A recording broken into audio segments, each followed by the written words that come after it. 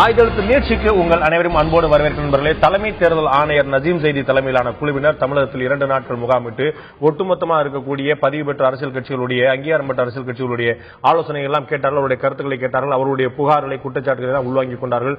ஆளுங்கட்சியிலிருந்து எதிர்கட்சியிலிருந்து அத்தனை கட்சிகளும் தங்களுடைய கருத்துக்களை பதிவு செய்தன. இதுல தேர்தலை முறையாக நடத்துவது பற்றி அரசு அதிகாரியுடன், காவல்துறை அதிகாரியுடன், மற்ற சமூக நல இயக்கங்களுடன், பல்வேறு அமைப்புகளுடன் தங்களுடைய பேச்சுவார்த்தை நடத்தி ஆலோசனை நடத்தி இன்று செய்தியாளர் சந்தித்தார். அப்போது தலைமை தேர்தல் ஆணையர் நஜீம் ஜைதி அவர்கள் ஒரு நேரடியான வெளிப்படையான ஒரு குழப்பம் குற்றச்சாட்டு இல்லாத தேர்தலை நடத்துவதற்கான எல்லா முன்னேற்பாடுகளும் செய்து கொண்டிருக்கிறோம். எங்களுக்கு தற்போது தமிழகத்தில் இருக்கக்கூடிய தேர்தல் ஆணையத்துடைய செயல்பாடுல முழுமையான நிறைவு இருக்கிறது, மன நிறைவு இருக்கிறது என்று சொல்லியிருக்கிறார். இது ஒரு ஊழலற்ற, ஒரு பணப்பட்டுவாடா இல்லாத, அன்பளிப்புகள் இல்லாத, வன்முறை இல்லாத, கள்ள ஓட்டுகள் இல்லாத, போலி வாக்காளர்கள் இல்லாத ஒரு தேர்தல் நடைமுறை சாத்தியமா அப்படின்னா கடந்த காலங்கள் விமர்சிக்கப்பட்ட வரலாறு உண்டு. பீகார் தான் ஒரு வன்முறையான தேர்தலுக்கான உதாரணமாக இருந்தது. கோபாலசாமி என்று நினைக்கிறேன் முன்னாள் தேர்தல் ஆணையர் அவர்கள் ஒரு முறை சொல்லியிருந்தார் சென்னை விமான நிலையத்தில், பீகாரை விஞ்சி நடக்கிறது தமிழ்நாட்டில் தேர்தல் சொல்லியிருந்தார். அவ்வளவு பெரிய விமர்சனங்கள்லாம் கடுமையாக எழுந்தன.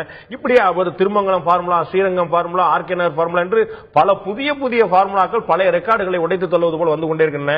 இது போன்ற விஷயங்கள் நடக்காமல் இருப்பதற்கான வழி ஏதேனும், நம்பிக்கை ஏதேனும் இருக்கிறதா? இதை பற்றி தான் இன்றைய ஆய்தல் நீட்சியில் நாம் விவாதிக்கிறோம். நிகழ்ச்சியின் போய் நம்முடைய சட்ட பஞ்சாயத்து இயக்கத்தைச் சேர்ந்த திரு செந்தில் ஆர்வம் தொடர்கிறார். அதே போல அதிமுகவால் ஈர்ப்பு கொண்ட திரு விருந்தினர் கே பாண்டியராஜ் நம்முடன் இணைகிறார். உங்களை நிகழ்ச்சியில் வரவேற்கிற மீண்டும் மகிழ்ச்சி அடைகிறேன். நான் திரு செந்தில் ஆர்வம் கேட்கக்கூடிய கேள்வி, இது போன்ற விஷயங்கள் எப்படி ப்ரூவ் பண்ண முடியும்? முதல்ல ஒரு போலி வாக்காளர்கள் நிறைய பேர் இருக்கிறாங்கன்னு சொல்லிட்டு கடுமையான குற்றச்சாட்டு திராவிட முன்னேற்ற கழகம் ஒரு மிகப்பெரிய பட்டியலே கொடுத்திருக்கு. இந்த போலி வாக்காளர்கள் தான் அப்படிங்கறத எப்படி உறுதிப்படுத்த முடியும்? இதை எப்படி தடுக்க முடியும்? இன்னைக்கு 100 விழுக்காடு, கிட்டத்தட்ட 100 விழுக்காடு புகைப்படத்துடன் கூடிய வாக்காளர் பட்டியல், வாக்காளர் அட்டை, வாக்காளர் சீட், இது மூன்றுமே புகைப்படத்துடன் கூடியதா கொடுத்துட்டாங்க. அப்ப போட்டோ ஐடென்டிட்டி ப்ரூஃபோட இருக்கக்கூடிய இடத்துல 3 இடங்கள்ல அந்த போட்டோ செக் பண்ண முடியும். அப்ப அந்த போலி வாக்காளர் எப்படி உள்ள வர முடியும்? அதை தாண்டி திமுக உள்ளிட்ட பிரதான எதிர்க்கட்சி உள்ளிட்ட அத்தனை பேருடைய, அத்தனை வேட்பாளர்களுடைய பிரதிநிதியும் வாக்குச்சாவடியில் இருப்பார். சோ போலி வாக்காளர் வந்துருவாங்க, கள்ள ஓட்டு போட்டுருவாங்கிற ஒரு பீதி ஒரு அதீதமா தெரியலையா? அதாவது இப்போ அந்த போலி வாக்காளர்கள் அப்படின்னு வச்சுட்டு நாங்களே இப்ப வாக்காளர் பட்டியல் வெளியான உடனே கள ஆய்வு செய்தோம். கள ஆய்வு செய்யறப்ப அந்த ரிப்பீட்னு இருக்குது. அது என்னன்னு கேட்டீங்கன்னா, ஒரு தெருவில் ஒரு பட்டியல் இருக்கக்கூடிய ஒரு வாக்காளர் திருப்பும் வேறொரு பட்டியலில் இருக்கிறார். நாங்க மிக குறுகிய அளவில் ஆய்வு செய்தவே 2% ரிப்பீட் வாக்காளர்கள் இருக்கத்தான் செய்யறாங்க. இது போலி வாக்காளர்கள் கட்சிக்காரர்கள் வலிந்து திணித்தார்கள் என்பதை தாண்டி தேர்தல் ஆணையத்தோட சிஸ்டம்லயும் நிறைய குளறுபடிகள் இருக்குது. ராஜபாளையத்தில் இருக்கக்கூடிய ஒருத்தர் விருந்தினருக்கு வீடு மாறுகிறார். அவர் வேலை நிமித்தமா வேற ஒரு காரணம். விருந்தினர்ல தன்னுடைய பட்டியல பேரை சேர்க்க அவர் நிச்சயம் விரும்புவார், முனைவார். ஆனா ராஜபாளையத்தில் இருக்கக்கூடிய பேரை நீக்க முனைய மாட்டார். அப்ப இது ஒரு போலி வாக்காளர் பட்டியல வருமா? இது சேர்த்துட்டாரு, அதை நீக்கிறது எதை நீக்கிறது? தேர்தல் ஆணையத்தோட குளறுபடி பாருங்க. விருந்தினர்ல வந்த பேரை நீக்கிறதா, ராஜபாளையத்தில் இருக்கிற பேரை நீக்கிறதா? இல்ல, அதுதான் நான் சொல்ல வரேன். என்னன்னா சிஸ்டம், நாங்களே சட்ட பஞ்சாயத்துக்கு நிறைய புகார்கள் நிறைய வந்துட்டு இருக்குது. என்ன நடக்குதுன்னா, இந்த பக்கம் புதிதாய் கூட சேர்த்து விடுகிறார்கள். அந்த பக்கம் அந்த அப்ளிகேஷன்ல நீங்கள் முன்னாடி எங்க இருந்தீங்களோ அதையும் குறிப்பிடுங்கள்னு அந்த காலம் இருக்குது, அதையும் ஃபில் பண்ணிருக்காங்க. அந்த சாப்ட்வேர்ங்கிறது அவ்வளவு எஃபெக்டிவா இல்லாததுங்கிறது இந்த மாதிரியான ரிப்பீட்டட் வாக்காளர்கள் வருவதற்கு காரணமா இருக்கு. இது கட்சிகள் செய்த வேலை அப்படிங்கறத தாண்டி தேர்தல் கமிஷன்லயும் அந்த சாப்ட்வேர் இன்னும் மிக தெளிவாக இருக்க வேண்டும். ஆதார் எண். ஆனா இதுல இன்னொரு விஷயம் தெரிவிக்கலாம், அவர்கள் 2-3 இடங்களில் பெயர் இருந்தாலும் கண்டிப்பா எங்கேயோ ஒன்று பக்கம் தான் ஓட்டு போட முடியும். நீங்க சொன்ன மாதிரி இன்னைக்கு அடையாள அட்டை அந்த இதெல்லாம் பார்த்து தான் ஓட்டு போட முடியும். பட்டியல்ல கூட அவர்கள் பெயர் இருக்கலாம், ஆனால் கண்டிப்பா அவங்க 2-3 இடத்துல ஓட்டு போடுவாங்க சொல்ல முடியாது. இல்ல, ஒரு வார இதழ்ல வெளிவந்திருக்குது, ஒரே பெயர் கொண்டு ஒரே புகைப்படம் கொண்டு வேற பெயர்ல வேற முகவரியில 9 இடங்கள்ல வாக்கு அந்த படத்தை செய்து போட்டிருக்காங்க. முகம் மட்டும் ஒன்று, வேற பேரு, வேற தகப்பன், வேற முகவரி, 9 இடம் ஒரு இடத்தை குறிப்பிட்டிருக்காங்க, ஒரு ஆளை குறிப்பிட்டிருக்காங்க. அப்ப இதெல்லாம் கள்ள ஓட்டுக்கு தான் ஊக்கமளிக்கும். இல்ல, கண்டிப்பா எல்லாரும் அப்படியெல்லாம் கள்ள ஓட்டு அங்க போட முடியாது. இன்னைக்கு தேர்தல் கமிஷன் சிஸ்டம் இருக்குது, அங்க போறப்ப வெரிஃபிகேஷன் இதெல்லாம் இருக்கு. ஆனா என்னன்னா, நீங்க முன்னாடி சொன்னது போல் இப்ப இருக்கக்கூடிய தேர்தல் கமிஷன் சாப்ட்வேர் வச்சிருக்காங்க, டூப்ளிகேட் நேம் ரிமூவ் பண்றதுக்கு வச்சிருக்கிற சாப்ட்வேர் அவ்வளவு எஃபெக்டிவ் இல்ல. அதை முதல்ல எஃபெக்டிவ் பண்ணாலே இந்த மாதிரி பிரச்சனைகள்ல பாதிக்கும் மேற்பட்ட பிரச்சனைகள் தீர்த்து விட முடியும்.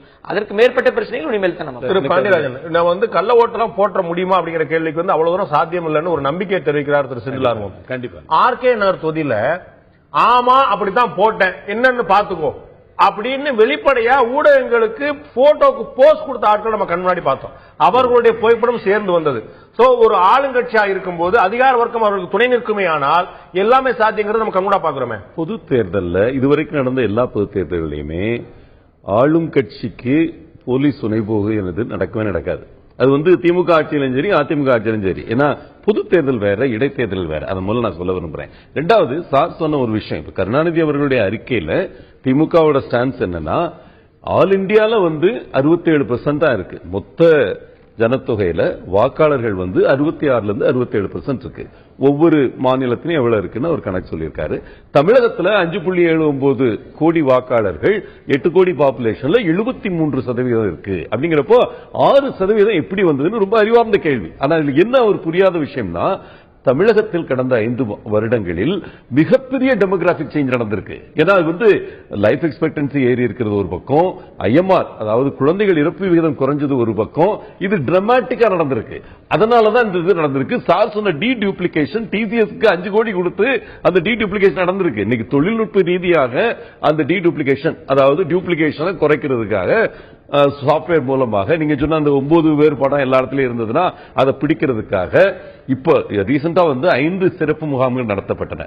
இந்த சிறப்பு முகாம்ல சேர்த்து 7 லட்சம் குறைஞ்சிருக்கு வாக்காளர்கள். அந்த டி டூப்ளிகேஷனால ஒரு விஷயம் தான். இதுல ஒரு சின்ன தவறு முதல்ல எலெக்ஷன் கமிஷன் பண்ணது என்னன்னா, ஒருத்தரை நம்ம ரிமூவ் பண்ணணும்னு போய் லிஸ்ட் கொடுத்தோம்னா, இந்த 5 கேம்ப்லயும் அதிகமா உழைத்தது அனைத்து இந்திய அண்ணா திராவிட முன்னேற்ற கழக தொண்டர்கள். ஒவ்வொரு பூத்ல இருந்தாங்க, நின்று அதை டி டூப்ளிகேஷன் பண்றதுக்கு அவங்க வேலை செஞ்சிட்டு இருந்தாங்க. நான் கண்ணால பார்த்தேன், நான் நின்று பார்த்தேன். ஆனா என்ன பிரச்சனை இருந்ததுன்னா, டெத் சர்டிபிகேட் கொடுங்கன்னு கேட்கறாங்க. இறந்த ஒருத்தர் நம்ம எடுக்கணும்னு சொல்லி கொடுக்கறப்ப அந்த டெத் சர்டிபிகேட்டோட ஃபைல் பண்ணுங்க. அவங்களுக்கு பெரிய இன்ட்ரெஸ்ட் இருக்கிறது இல்ல. அந்த குடும்பத்துக்கு ஒரு டெத் சர்டிபிகேட் கொடுக்கறது. நீங்க போய் 2 கேம்ப்ல மட்டும் இல்ல, நீங்க போய் அவங்க கேட்கல நியாயம் இருக்குல்ல. இல்ல அதனால நீங்க போய் திமுக ஓட்ட போனா காலி பண்ணிடலாம், அவங்க போய் அதிமுக ஓட்ட போனா காலி பண்ணிடலாம். டெத் சர்டிபிகேட் கேட்கறாங்க. இப்ப என்ன ஆகுதுன்னா, இறந்தவர்கள் பலரும் இருந்தாங்க. அதனால கடைசி 2 கேம்ப்ல டெத் சர்டிபிகேட் நாங்க கேட்க வேண்டாம், அதை ரெஜிஸ்டர் பண்ணிக்கங்கன்னு எலெக்ஷன் கமிஷன் உத்தரவு போட்டிருக்கு. இந்த மாதிரி சின்ன சின்ன விஷயங்கள் நடக்கும் பொழுது இந்த 73% ஒரு 72% வரும்.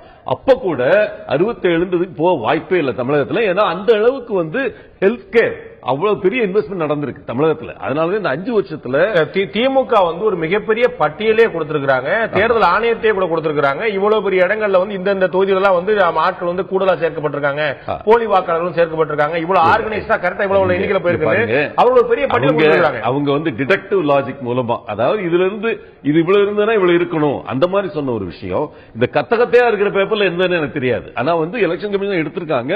அவங்க ஸ்பெசிபிக்கா சாம்பிள் போட்டு காஞ்சிபுரம் மாவட்டத்தில் போய் ரிவ்யூ பண்ணியிருக்காங்க. அதனால நீங்க சொன்ன முதல் விஷயம், போலி வாக்காளர்கள் பட்டியலில் இருப்பதற்கு எந்த அரசியல் கட்சிகளும் காரணம் கிடையாது. அது டி டூப்ளிகேஷன் நடந்து கொண்டிருக்கிறது. இன்னும் 2 கேம்புக்கு இப்ப எலெக்ஷன் கமிஷன் உத்தரவு போட்டிருக்கு. இந்த வர்ற சாட்டர்டே இருக்குன்றாங்க, அடுத்த சனிக்கிழமை இருக்குன்றாங்க. இது கண்டிப்பா குறைஞ்சிரும் என்னோட நம்பிக்கை. ஆனா 72% இருக்கும். அதுவே இந்த அரசாங்கத்துடைய நல்ல ஹெல்த் கேர் பாலிசிக்கு ஒரு கட்டிங் ஒரு விஷயமா இருக்கும் நான் நினைக்கிறேன். உங்களுடைய சாதனையை அதாவது நம்ம திமுக ஒரு குற்றச்சாட்டு அவர் சொன்னது போல வைக்கும்போது என்னன்னா, 2011 இருந்த வாக்காளர்கள் 4.75 கோடி, 2016 5.79 கோடி, 1.25 கோடி எப்படிங்க கூட்டிட்டாங்கன்னு சொல்றாங்க. ஆனா திமுக கவனிக்குதா இல்லையான்னு தெரியல. 2014 இருந்தது 5.5 கோடி. கரெக்ட். நீங்க 2001 to 2011 to 2016 பாக்குறத விட 2014 நீங்க பாத்துருந்தீங்க, 1.5 வருஷம் முன்னாடி திமுக ஆட்சேபனை தெரிவிக்காத ஒரு விஷயம்.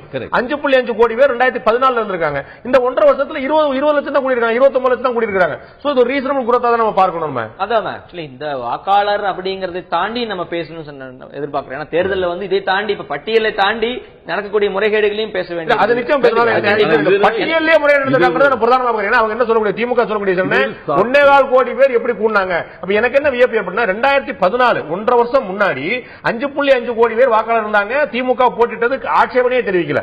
இன்னைக்கு 5.79 கோடி 29 லட்சம் தான் கூடி இருக்குது. இன்னைக்கு ஒரு ஆட்சேபனை தெரிவிக்க சரியாக ஒரு சாக்கு நம்பர் 1 எடுத்து வச்சிருக்காங்க சார். இது போலி வாக்காளர்கள் என்பது அவங்களுக்கு கிடைக்க போற தோல்விக்காக முதல் சாக்கு கிடைச்சிருச்சு. அதை பிளாக் பண்ணிக்குவாங்க, வேலையை பார்த்துட்டு இருப்பாங்க. அதிமுகவுடைய பொதுச் செயலாளர் தற்போதைய தமிழக முதலமைச்சர் தேர்தலில் இருக்கக்கூடிய வாக்குப்பதிவு இயந்திரமே தவறா வடிவமைக்கப்பட்டிருக்கு. ஒரு ஓட்டு எந்த பட்டனை போட்டாலும் மாத்தி மாத்தி போகுது. இந்த வாக்குப்பதிவு இயந்திர முறையை மாற்ற வேண்டும், வாக்கு சீட்டு முறையை கொண்டு வேண்டும் என்று சொன்னவர் அதிமுக இன்னைக்கு வந்து பரிட்சாத்தார முறையில பைலட் டெஸ்டிங்கா இன்னைக்கு வந்து 10% பூத்துல நீங்க ஓட்டு போட்டீங்கன்னா அது வந்து யாருக்கு போட்டீங்க நீங்க சொன்னா தேர்தல் ஆணையத்தை விஜிலண்டா வைக்கிறதுக்கான விஷயம். அவங்க சொன்னா தோல்விக்கான சாக்கு. சரியான லாஜிக். அது உண்மை கிடையாது. செந்திலாருடைய கடந்த தேர்தல் 2014 வந்து ஒரு மிகப்பெரிய ஒரு எதிர்ப்பை சம்பாதிச்ச ஒரு விஷயம் 144 தடை உத்தரவு. இன்று கூட நஜீம் செய்தி அவர்கிட்ட கேட்கப்பட்டது. சோ தேர்தல் நடப்பதற்கு ஒரு 48 மணி நேரம் முன்னாடி 144 தடை உத்தரவு போட்டா இது வந்து ஆளுங்கட்சிக்கு மட்டுமே சாதகமாயிருது. அதிகாரிகள் எல்லாம் வந்து தடை பண்ண மாட்டாங்க. எதிர்கட்சிகள் போகும்போது 144 தடை இருக்கு போகக்கூடாது. பணப்பட்டுவாடா செய்வதற்கான வழியாக 144 போன்ற விஷயங்கள். மறுபக்கம் பார்க்கும்போது பதட்டம் நிறைந்த தமிழ்நாடு, ஒட்டுமொத்த தமிழ்நாட்டையும் பதட்டம் நிறைந்த பகுதியை அறிவிச்சிருந்தாங்க அவங்க. சோ அப்படி பார்க்கும்போது ஒரு சட்டவிரோத நடமாட்டம் இருக்கக்கூடாது அப்படிங்கிறதுக்காக இது போன்ற தடை உத்தரவு தேவைன்னு பார்க்கிறார். இது எப்படி அணுக முடியும்? இது கண்டிப்பா ஏத்துக்க முடியாது. 144 தடை உத்தரவும் போடுறதுங்கிறது வந்து இது ஆளுங்கட்சிக்கு தான் சாதகமாக அமையும். என்னன்னா இந்த ஓட்டுக்கு பணம் கொடுக்கிற விஷயங்கள், மற்றபடி இலவச கொடுக்கிறது, பரிசு பொருட்கள் கொடுக்கிறது, இதெல்லாம் வந்து ஏன்னா வந்து எப்பயுமே இப்ப நீங்க தேர்தலை நடத்துவது மத்திய தேர்தல் ஆணையம் சொன்னா கூட இந்த அவர்களுக்கு உதவுபவர்கள் இங்க இருக்கக்கூடிய டிஆர்ஓ முதற்கொண்டு, தாசில்தார் முதற்கொண்டு, விஏஓ இருக்கக்கூடிய இங்க இவர்கள் ஆட்சியின் கீழே தேர்தல் முடிஞ்சதுக்கு அப்புறம் இவர்கள் ஆட்சியின் கீழ் பணிபுரியக்கூடிய தமிழ்நாடு அரசு ஊழியர்கள் தான். அப்ப பொதுவாவே அந்த ஊழியர்கள் பொது தேர்தல் அவங்க சப்போர்ட் பண்ண மாட்டாங்கன்னு கவலைப்படுறாரு. இல்ல அது கிடையாது. கண்டிப்பா வந்து அந்த மாதிரியான ஊரடங்கு உத்தரவு எல்லாம் வரும் பொழுது வந்து அது ஆளுங்கட்சிக்கு தான் அடிப்படையில் சாத்தியமா அமையும். அதனால வந்து அதை வந்து ஏத்துக்க முடியாது. அது எப்படி கண்டிப்பா பொது தேர்தலே வராதுங்க. இப்ப நான் என்ன பொது தேர்தல் 2011 கூட டிஎம்கே காங்கிரஸ் பெரிய அளவுல வந்து லஞ்சம் கொடுக்க முயற்சி பண்ணாங்க. வாக்காளர்களுக்கு போய் ஓட்டு கொடுக்க முயற்சி பண்ணாங்க. ஆனா அந்த டயத்துல ஒரு அமுதா ஐஏஎஸும் ஒரு பிரவீன்குமாரும் அதை தடுக்க முடிஞ்சது. பல இடங்கள்ல வந்து ஸ்குவாட் வந்தாங்க. அவங்கள வந்து பாதி பேருக்கு மேல அவங்களால கொடுக்க முடியாத அளவுக்கு தடை பண்ண முடிஞ்சது. அரைகுறையா காசு கொடுத்தாங்கன்னு வச்சுக்கோங்களேன். அது வந்து அவங்களுக்கு நெகட்டிவா தான் போகுது. என்ன பொறுத்த வரைக்கும் இந்த பொது தேர்தல் அது ஒரு உண்மைதான். இன்னைக்கு தேதிக்கு வந்து அது ஒரு உண்மைதான். அதனால வந்து எலெக்ஷன் கமிஷன் இன்னைக்கு ஜிபிஎஸ் போட்ட பிளையிங் ஸ்குவாட் அனௌன்ஸ் பண்ணிருக்காங்க. இது நல்ல விஷயம் நினைக்கிறேன். எவ்வளவு குயிக்கா அவங்களால ஒரு இடத்துக்கு ரீச் பண்ண முடியும், அவங்களை வந்து தடுக்க முடியும்ன்றது வந்து இதை வந்து தொழில்நுட்பம் மூலமா செய்ய முடியும். தொழில்நுட்பம் உள்ளார்ந்த நம்பிக்கை அந்த எலெக்ஷன் கமிஷனுக்கு, அவங்க சொன்னதை செய்யக்கூடிய போலீஸ், ரெவன்யூ சேர்ந்து இயங்கக்கூடிய ஒரு இது. ரெவன்யூ டிபார்ட்மெண்ட் இண்டிபெண்டன்ட் தான் இயங்குங்க. பொது தேர்தல் ரெவன்யூ டிபார்ட்மெண்ட் எப்பங்க இண்டிபெண்டன்ட்? பொது தேர்தல்ல பணம் விளையாடுங்கிற ஒரு பிரதானமான குற்றச்சாட்டுங்க. தேர்தல பணம் விளையாடுது, பணத்தை வாங்கி தான் வாக்களிக்கிறாங்கன்னா 89 இருந்து இன்னைக்கு வரைக்கும் மாறி மாறி ஒரு ஆட்சி மாற்றம் ஏற்பட்டுருக்குமா? 2004 40க்கு 40 வென்ற திமுக கூட்டணி 2014 வந்து 40க்கு 40 பறி கொடுக்குது. ஒரு 10 வருஷத்துல 2 கட்சியும் பணம் கொடுத்தாங்கன்னு யாருமே மறுக்க போல. அதிமுக அவங்க ஏண்டதை செஞ்சாங்க, திமுக அவங்க ஏண்டதை செஞ்சாங்க. பணம் வாங்கிட்டு வாக்களிக்கிறாங்கன்னு அவங்களுக்கு தான் வாக்களிச்சிருக்கணும். மக்கள் பணம் வாங்கிட்டு அவங்களுக்கு யார் விருப்பம் அதை வாக்களிச்சிருக்காங்களோ சந்தேகம் வருது எனக்கு. இல்ல இது ரெண்டு கோணத்துல பார்க்கணும். பணம் விளையாடுதுன்னு சொன்னது வந்து ஒண்ணு ஓட்டுக்கு பணம் தர்றது, ரெண்டாவது கட்சிகளுக்குள்ள வந்து எவ்வளவு கோடிகள் உள்ள அவங்க தேர்தலுக்கு செலவழிக்கிறாங்க. ரெண்டுமே வந்து தேர்தல் முறைகேடு தான். இன்னைக்கு வந்து இன்னொரு முறைகேடு பத்தி பேசணும். இப்ப வந்து 2010 இருந்து 2014 வரைக்கும் திமுகவும் அதிமுகவும் தேர்தல் அல்லது நன்கொடையாக எவ்வளவு பெற்றனு பட்டியல் வெளியிட்டு இருக்குது. இப்ப டிஎம்கே வந்து 112 கோடி வாங்கினதா ஓரளவுக்கா சொல்லிட்டு இருக்காங்க. ஏடிஎம்கே பார்த்தா 4 கோடி தான். வெறும் 4 கோடி தான் 4 ஆண்டுகள்ல வந்து இந்த கட்சிக்கே நிதி வந்ததுங்கிறாங்க. தமிழ்நாட்டு மக்களுக்கு தெரியும் இல்ல. அதுல 2012-13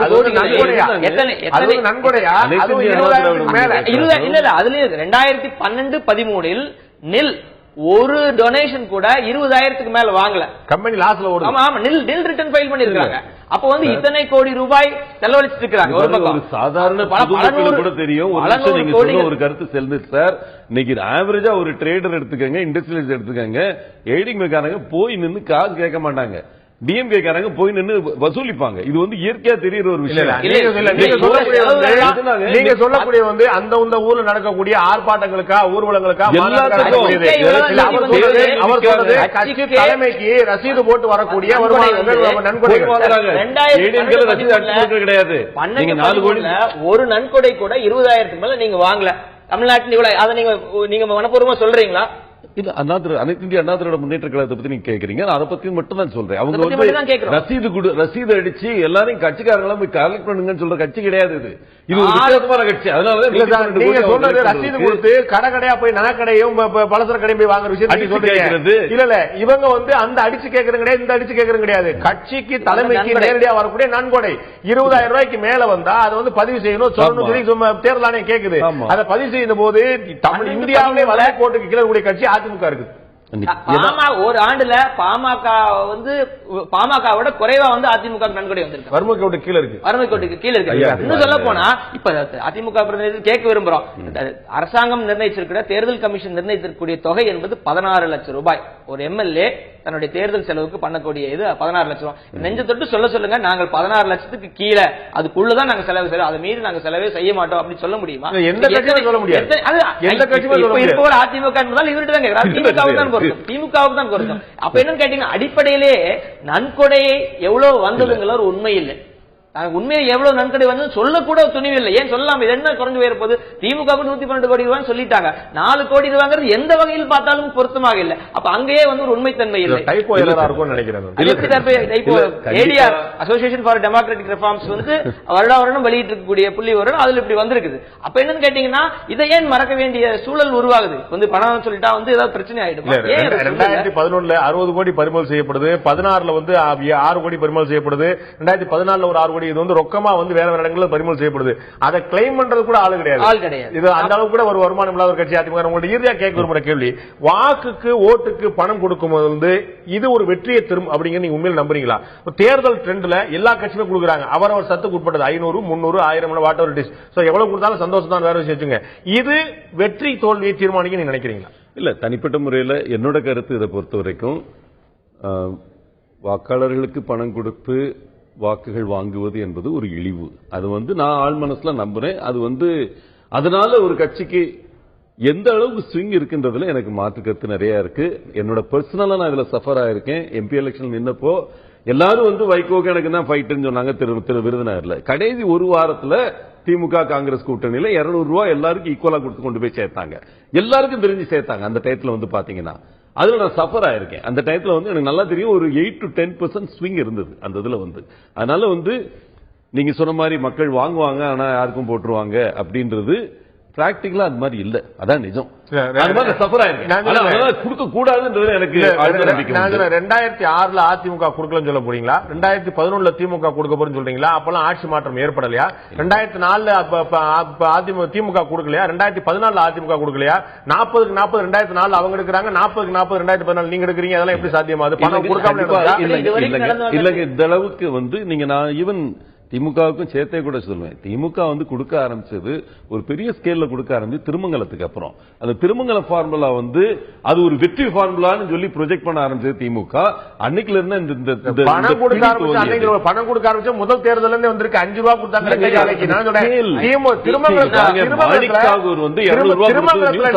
திருமங்கலத்தை சொல்லக்கூடியது மைக்ரோ லெவல் மேனேஜ்மெண்ட் இருந்து சொல்லலாம், எல்லாருக்கும் போய் சேர்க்கிறதா பாக்குறது.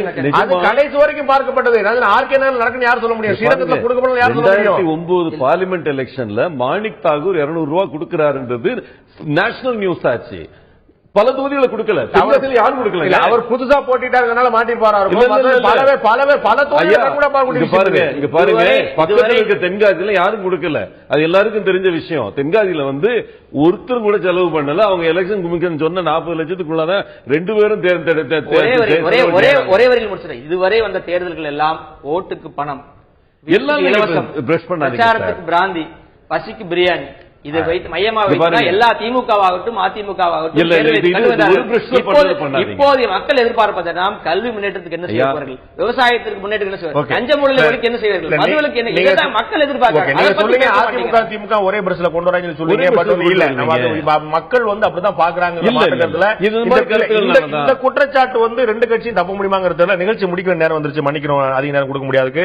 தேர்தல் ஆணையம் தன்னால் இயன்ற ஒரு முயற்சி செய்து கொண்டிருக்கிறது. ஒரு வெளிப்படையான பகிரங்கமான நேர்மையான லஞ்ச லாவண்ய ஊழல் அற்ற ஒரு தேர்தல் நடத்த வேண்டும் என்ற முயற்சி நடக்கிறது. அது எந்த அளவுக்கு சாத்தியமாக போகிறது என்பது அரசியல் கட்சிகளுடைய கையில் இருக்கிறது. நிச்சயமாக அரசியல் கட்சிகள் தங்களால் என்ற பணத்தையோ பொருளையோ அன்பளிப்பையோ கொடுக்க முயற்சி செய்யும். அதை தேர்தல் ஆணையம் தடுக்கிறதா, அரசியல் கட்சிகள் கொடுக்காமல் இருக்கிறதா என்பதெல்லாம் தாண்டி மக்களாகிய நாம் வாங்காமல் இருக்க வேண்டும் என்பது உறுதியாக இருந்தோமானால் பணத்தையோ இலவசத்தையோ பொருளையோ வாங்க மாட்டோம் என்று நாம் வரக்கூடிய பணத்தை அரசால் திருப்பி கொடுத்தோமானால் அது ஒரு மிகப்பெரிய அரசியல் புரட்சியாக இருக்கும். அதை விட நேர்மையான தேர்தல் நடத்துவதற்கான வாய்ப்பு வேறு எந்த சந்தர்ப்பத்திலும் கிடைக்காது. மக்கள் செய்வார்களா? பொறுத்திருந்து பார்ப்போம். இந்த நிகழ்ச்சியில் கலந்து கருத்து விருந்தவர்கள் 2 பேருக்கு நன்றி. பார்த்த உங்களுக்கும் நன்றி. மீண்டும் இந்த நிகழ்ச்சியில் சந்திப்போம். அதுவரை நன்றி, வணக்கம்.